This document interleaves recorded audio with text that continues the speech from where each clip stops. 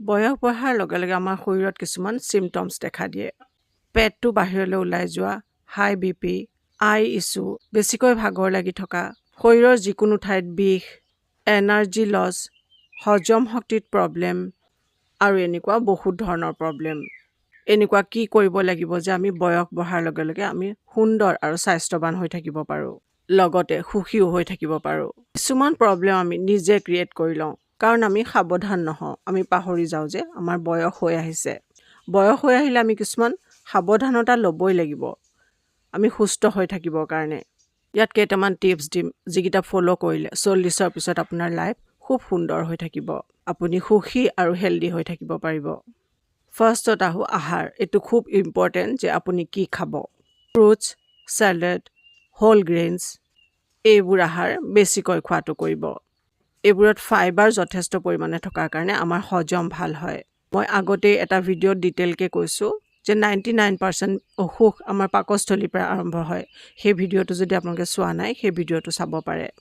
যিকোনো dairy product avoid কৰিব, process food avoid কৰিব, মানে একেবাৰে নল'বই। যিকোনো অইলি ফুড, স্পাইচি ফুড, সেইবোৰ একেবাৰে নাখাব। একেবাৰে মানে গোটেই লাইফৰ পৰাই মই বাদ দিবলৈ কোৱা নাই। এমাহত এদিন যিকোনো স্পাইচি বা যিকোনো ফ্ৰাইড বস্তু আপুনি খাব পাৰে, কিন্তু তাকো ঘৰত বনোৱা হ'ব লাগিব। ঘৰত মেকিং কৰা খানাহে আপুনি খাব, বাহিৰৰ ফুড নহয়। ঘৰত সকলোৰে কাৰণে যি আহাৰ বনাইছে, সেই আহাৰ আপুনি মন কৰিব আপোনাৰ কাৰণে নহ'বও পাৰে। এইটো কথাও জানিব, আপোনাৰ এতিয়া বয়স হৈ আহিছে, আপোনাৰ সেই আহাৰ আপোনাৰ হজম নহ'বও পাৰে। কিন্তু এনেকুৱাও কৰিব পাৰে আপুনি, ছাপ'জ আপোনাৰ ঘৰত কিবা বনাইছে যিটো আপোনাৰ ভাবিছে আপোনাৰ হজম নহয়, তাৰ আগতে যদি আপুনি অলপমান ফল খাই লয়, ফ্ৰেছ ফল খাই লয়, তেতিয়াহ'লে আপুনি সেই খানা অলপ হ'লেও খাব পাৰে। 40ৰ পিছত আমাৰ হাৰম'নেল ফ্লাকচুৱেশ্যন হয়। হাৰম'নেল বেলেঞ্চ কৰি ৰাখিবৰ কাৰণে আমি তেনেকুৱা আহাৰ ল'ব লাগিব। তাৰ কাৰণে আমি খাব পাৰোঁ ফ্লেক্স চিডছ, আখৰোট, সেউজীয়া শাক পাচলি, এইবোৰ বস্তু যথেষ্ট পৰিমাণে খোৱাটো ভাল। পানীৰ কথা নক'লেও হ'ব, আপোনালোকে সকলোৱে জানে। পানী যথেষ্ট পৰিমাণে খাব। 40ৰ পিছত পিয়াহ অলপমান কম লাগে, সেইকাৰণে আপুনি পানীটো সময়ে সময়ে খোৱাটো কৰিব। ঘড়ীত এলাৰ্ম দি ৰাখিব পাৰে, নহ'লে বা কিছুমান এপ আছে যে আপোনাক সময়ে সময়ে আপোনাক ৰিমাইণ্ড কৰি দিব যে আপোনাৰ পানী খোৱাৰ সময় হৈছে। সেই হিচাপতো কৰিব পাৰে। যেনেকেই হওক, মুঠতে 2 পৰা 3 লিটাৰ পানী, 10ৰ পৰা 12 গিলাচ পানী আপুনি দিনটোত খোৱাটো কৰিবই কৰিব। পানী যেতিয়া খাব, আপোনাৰ শৰীৰৰ পৰা আনৱান্টেড ডিপ'জিট যিবোৰ আছে সেইবোৰ ওলাই যাব, লগতে টক্সিন আপোনাৰ শৰীৰৰ পৰা বাহিৰলৈ ওলাই যাব। ইউৰিনৰ কালাৰটো চেক কৰি থাকিব। যদি ইউৰিনৰ কালাৰ আপোনাৰ পেচাবৰ ৰংটো যদি অকণমান য়েল্ল'ইছ হৈছে, তেতিয়াহ'লে আপুনি গম পাব লাগিব যে আপোনাৰ শৰীৰটো ডিহাইড্ৰেট হৈছে। তেতিয়া আপুনি পানী খোৱাত মন দিব। খুব ইম্পৰ্টেণ্টলি, ৰাতি আহাৰটো 6টাৰ পৰা 7টাৰ ভিতৰত আপুনি শেষ কৰিব। তাৰপিছত আহাৰ নকৰিলে খুব ভাল।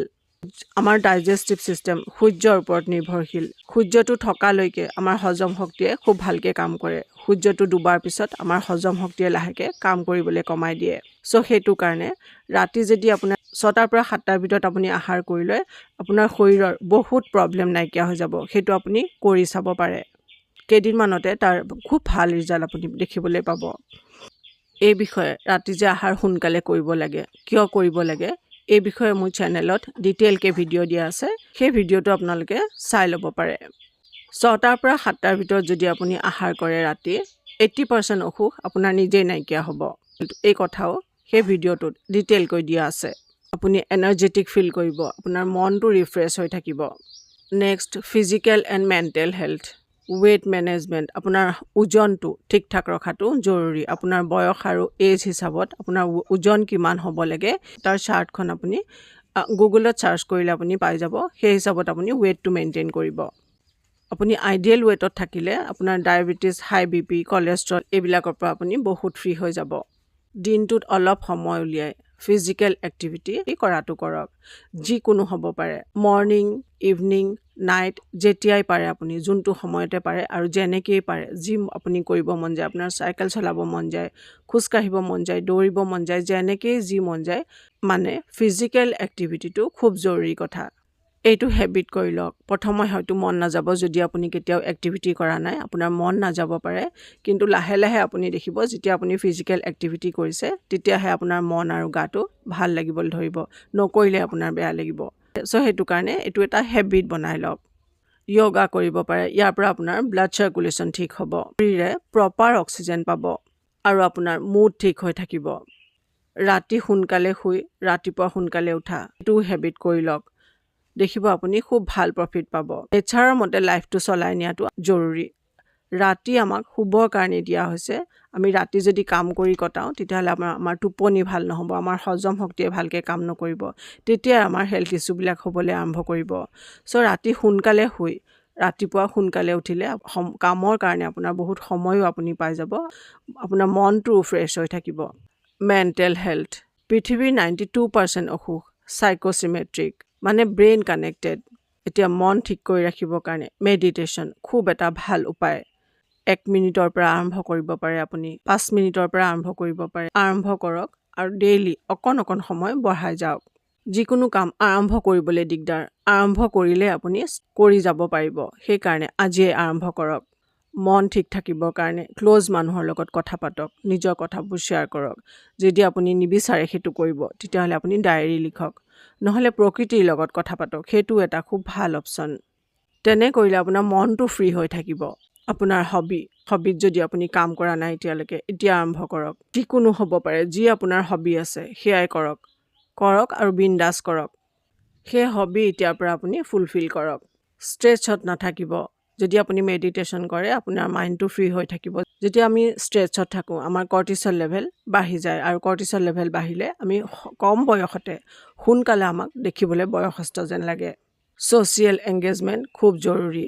বহুত কোৱান্টিটি আপোনাক মানুহ নালাগে, কোৱালিটি ৱাইজ ভাল কোৱালিটিৰ কেইজনমান 2-4জন মানুহ আপোনাৰ লাইফত থাকিলেই যথেষ্ট। নেক্সট আপোনাৰ কেৰিয়াৰ আৰু পইচা, এইকেইটা কথাত ফ'কাছ কৰক। লাৰ্ণিং আৰু আৰ্নিং, এইকেইটা কথাত ফ'কাছ কৰক। ডেইলি কিবা এটা নহয় কিবা এটা শিকিবলৈ আৰম্ভ কৰক। মানি আমাৰ লাইফত কিমান জৰুৰী সেইটো আপোনালোকক নক'লেও হ'ব। আপোনাৰ হাতত ঠিক ঠাক পইচা আছে মানে আপোনাৰ 80% প্ৰব্লেম তাতেই ছল্ভ হৈ যায়। চ' আৰ্নিঙত ফ'কাছ কৰাটো আৰু লাৰ্ণিঙত ফ'কাছ কৰাটো আমাৰ লাইফত খুব জৰুৰী এটা বিষয়। ভিডিঅ' বহুত হোমমেকাৰে চায়, বহুত হাউচৱাইফে চায়। আপোনালোকেও আজিকালি আৰ্নিঙৰ কাৰণে খুব সুবিধা। কিবা এটা হ'লেও আপোনালোকে আৰ্নিং যদি কৰা নাই এতিয়ালৈকে ষ্টাৰ্ট কৰি দিয়ক। অলপ হ'লেও সেইখিনি আপোনাৰ নিজৰ পইচা, আপোনাৰ নিজৰ কাৰণে আপুনি বিন্দাছ খৰচ কৰিব। আপুনি ল'ৰা ছোৱালীক, আপোনাৰ হাজবেণ্ডক আপোনাৰ পইচাৰে কিবা এটা যদি আপুনি গিফ্ট দিয়ে, আপোনাৰ খুব ভাল লাগিব, আপোনাৰ কনফিডেণ্ট আহিব, আপোনাৰ মন ভাল লাগিব। ঘৰৰ কামৰ লগে লগে অকণমান আৰ্নিঙতো ফ'কাছ কৰাটো খুব জৰুৰী। নেক্সট, ফেমিলি মেম্বাৰক প্ৰপাৰ টাইম দিয়ক। ঘৰখনত এটা শান্তিৰ এনভাইৰনমেণ্ট বজাই ৰাখক। টক্সিক মানুহৰ পৰা এটা ডিষ্টেঞ্চ মেইনটেইন কৰক। কোনে কি ভাবিছে সেইবোৰ ভাবি থকাৰ কোনো দৰকাৰ নাই, আৰু কোনো মানেও নাই, সেইবোৰ একেবাৰে অদৰকাৰী কথা। নিজৰ লাইফক, নিজৰ কামত ফ'কাছ কৰাটো জৰুৰী। শুবলৈ যোৱাৰ 1 ঘণ্টাৰ আগতে ফোনটো ছাইড কৰি ৰাখক। ডেইলি গ্ৰেটিটিউড প্ৰেক্টিছ কৰক। মই আগতেও চাগে এই কথাটো কৈছোঁ, আমাৰ লাইফত যি ঘটি আছে তাৰে 99% ভাল, ক'ৰবাত 1%হে বেয়া বা নিগেটিভ। ভালটো আমি ফ'কাছ নকৰি পেলাই সেই নিগেটিভটো আমি ফ'কাছ কৰি আমি লাইফটো নিজে অশান্তি কৰি লওঁ। চ' গ্ৰেটিটিউড প্ৰেক্টিছ কৰক। আপুনি যদি বুজি পোৱা নাই তেতিয়াহ'লে আপুনি এটা কাম কৰিব পাৰে, এখন লিষ্ট লিখক, পজিটিভ আৰু নিগেটিভ। সেই পজিটিভখিনি আপোনাৰ লাইফত কি আছে আপুনি লিখি যাওক, আৰু নিগেটিভখিনিও লিখি যাওক। আপুনি দেখিব যে নিগেটিভৰ সংখ্যা একেবাৰে নগণ্য আৰু পজিটিভৰ সংখ্যা বহুত বেছি। সেইকাৰণে গ্ৰেটিটিউড প্ৰেক্টিছ কৰক। আপোনাৰ লাইফত যি আছে ভগৱানক সদায় থেংক ইউ কওক। দেখিব আৰু পজিটিভিটি আপোনাৰ লাইফত বাঢ়ি গৈ আছে। নিজৰ যত্ন, শৰীৰৰ লগতে স্কিন কেয়াৰ কৰক, হেয়াৰ কেয়াৰ কৰক, নিজকে সুন্দৰ কৰি ৰাখক। কুকিং গ্লাছত যেতিয়া নিজকে দেখিব আপোনাৰ মনটো ভাল লাগিব লাগে, তেনেকুৱাকৈ নিজকে সুন্দৰ কৰি ৰাখক। সপ্তাহত এদিন হ'লেও নিজৰ স্কিন কেয়াৰ কৰক, হেয়াৰ কেয়াৰ কৰক। আনৰ কাৰণে নহয়, নিজৰ কাৰণে। সকলো কাম আপুনি নিজৰ কাৰণে কৰক, তেতিয়া পৃথিৱীখনতো আপুনি বহুত কিবা কিবি দিব পাৰিব। চ' এনেকৈ থাকক, সুন্দৰ হৈ থাকক। আজি আছিলে আমাৰ এইখিনি কথা। 40ৰ পিছত কেনেকৈ সুন্দৰ, স্বাস্থ্যৱান আৰু সুখী হৈ থাকিব। চ' এইখিনি কথা যদি আপোনালোকে ফ'ল' কৰে, খুব ভাল ৰিজাল্ট আপোনালোকে খুব সোনকালে দেখিবলৈ পাব। আপোনালোকলৈ মোৰ শুভেচ্ছা থাকিল। সুখেৰে থাকক, সুন্দৰ হৈ থাকক আৰু সদায় হেল্ডি হৈ থাকক। মই এইটো কথাও জানো, এই ভিডিঅ'টো আপোনালোকে নিজৰ ভাল লগা মানুহসকললৈ খুব শ্বেয়াৰ কৰিব। Love you all.